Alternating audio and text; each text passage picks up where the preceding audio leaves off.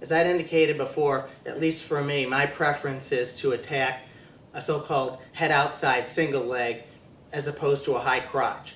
I do both of them, but I find that the probability, at least for me, is higher when I try to attack the outside single, head outside single, especially with the notion of driving into my opponent and trying to keep driving his weight backwards.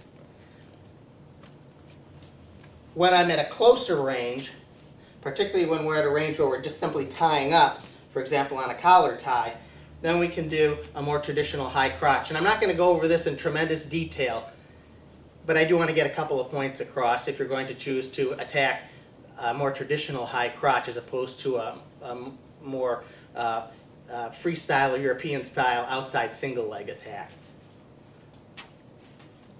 When I'm going to attack the high crotch, at this point my tactic is going to be different than it was when I attack an outside single, insofar as my goal is not going to be to try to get under the arm or to the outside of the arm and to be blasting in.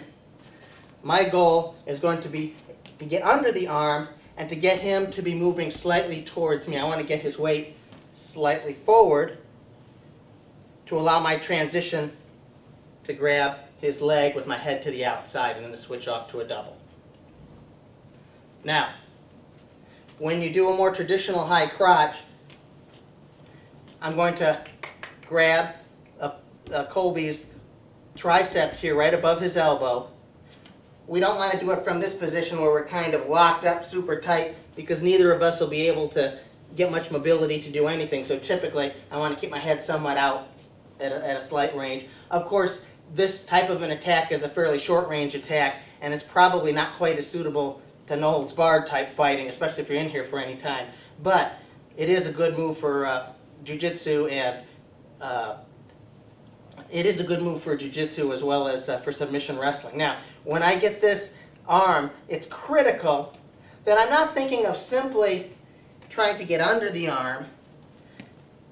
I want to be able to move my opponent forward as I get under the arm. So what I'm going to do is I'm going to rotate more than when I attack the head outside single. And I'm going to come down on my inside knee to here. You'll notice Colby's weight, if I move away, he'll fall forward. And what's crucial, if you're going to choose to do this type of an attack, is to be able to not simply get your opponent's elbow to the outside so that you can attack in. You want to throw that elbow back such that your opponent's weight goes slightly forward. Because it's at that point you're able to attack while he's trying to adjust. And it makes it more difficult for him to defend. If you can get your opponent pushing into you slightly, that will maximize the probability of him moving forward, because you can probably initiate the attack quickly enough so that he's not going to be able to just compensate by not moving forward at all.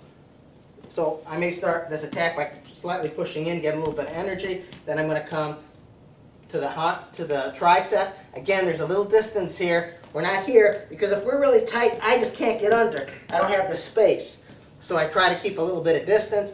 I get a little bit of energy into Colby. I feel a little bit of energy back from here, and I throw this back. Some people, when they throw the arm back and they rotate, like to think about putting their hand in the back pocket.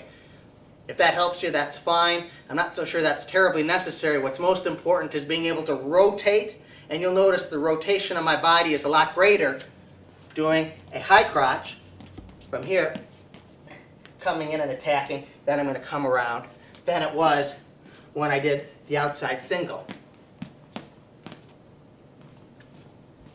And so that's one important difference between the two.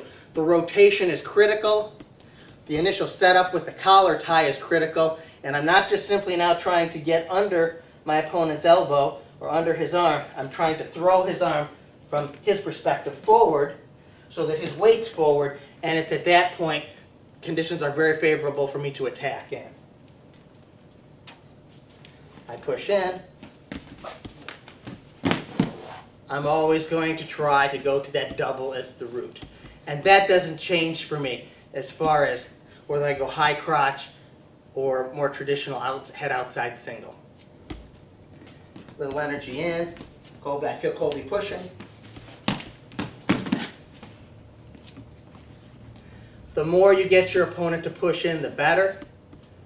And when I throw this arm, it's important that I don't cheat myself. It's important that you don't cheat yourself when you're practicing this technique. This is all important. Throwing this back, good position. You'll notice my body is relatively upright. I'm going to grab the leg. Some people prefer to come up through the crotch or at an angle at the upper part of the hamstring and then to switch off. That's fine. However you like to do it. My preference is, as I discussed earlier, to come around low, lock, and then to transfer the weight to the far foot. Once more. Feel the energy push it in. And then through. You'll notice too, there is not nearly as much energy into my opponent. It's a quick rotation motion in one direction, and I rotate back in the opposite way. So there's not nearly as much energy through your opponent. Again, my preference is more for the traditional head outside single and to try to blast through.